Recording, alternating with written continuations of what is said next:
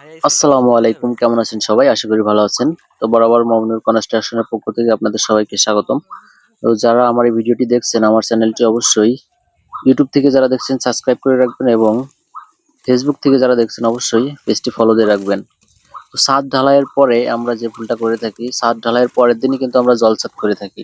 এটা কিন্তু মারাত্মক ভুল। জলছাদ যখন করা হয় এটা কিন্তু বৃষ্টি কিংবা পানির প্রোটেকশন দেওয়ার জন্য কিন্তু জলছাদটা করা হয়। তো যখন তার পরের দিন করে জলছাদটা ঢালাই দেওয়া হয়, চিপ ঢালাই যেটা দেওয়া হয়, তার কারণে কিন্তু ভিতরে আর পানি টানে না।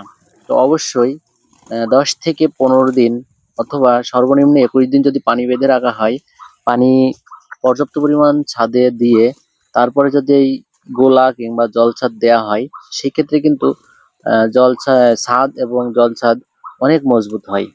তো গ্রাম অঞ্চলে এই ভুলটি প্রতিনিয়তই হয়ে থাকে। বিশেষ করে মহাজনরা এই কাজটি বুঝতে চায় না।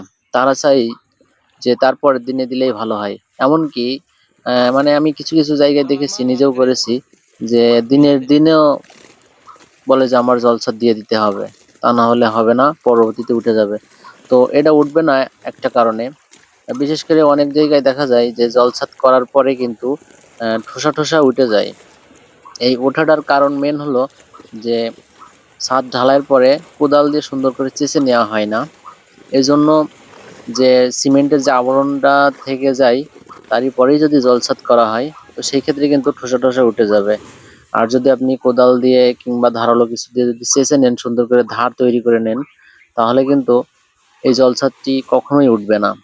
তো আমরা এখানে যে কাজটি করছি, এখানে সর্বপ্রথমে আমরা কিন্তু কোদাল দিয়ে চেঁচে নিয়ে তারপরে কিন্তু সিমেন্ট সুন্দরভাবে ছিটায় দিয়ে পানি মেরে নিচেই এক স্তরভাবে সিমেন্ট দিয়ে দিয়েছি। তারপরে কিন্তু এখানে যে ইটের গুঁড়া আছে, সিলেকশন বালু আছে এবং সাদা বালু আছে। তারপরে সিমেন্ট দিয়ে এই মিশ্রণটা দিয়ে আমরা এখানে 2 ইঞ্চি পুরো করে একটা ঢালাই দিয়ে নিয়েছি। তো আমরা এখানে যেভাবে ঢালাই দিয়েছি, এভাবে যদি ঢালাই দিয়ে কাজটি করা হয়, তো 100% সঠিক হবে। আর আপনার জলছাদ দীর্ঘস্থায়ী হবে। কখনো কোনো জায়গা থেকে ঠোসা উঠবে না।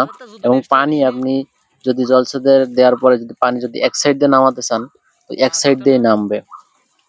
তো আমাদের কাজটি যদি ভালো লেগে থাকে, তো অবশ্যই চ্যানেলটি সাবস্ক্রাইব করবেন, কিন্তু সাবস্ক্রাইব করতে ভুলবেন না।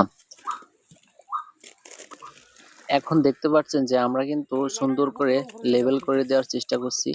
তো যখন আমাদের এই লেবেলটা দেওয়া হয়ে যাবে, লেবেলটা দেওয়া হয়ে যাওয়ার পরে আমরা পানিটা যখন স্থিরভাবে হয়ে যাবে, যখন পানিটা এক সাইড দিয়ে নেমে যাবে, তখন কিন্তু আমরা সাথে সাথে কিন্তু পানিটা কাটবো না। পানিটা কিছুক্ষণ পরে কাটবো, তাহলে কিন্তু যে সিমেন্টের যে আবরণটা থাকবে ওটা কিন্তু আর বের হয়ে যাবে না। তারপরে কিন্তু যখন একটু আশায় যাবে, তখন কিন্তু আমরা উপরে সিমেন্টের গোলা দেব। অনেক জায়গায় গোলা বলে, অনেক জায়গায় ঘোলা বলে, যাই হোক আমরা দেব।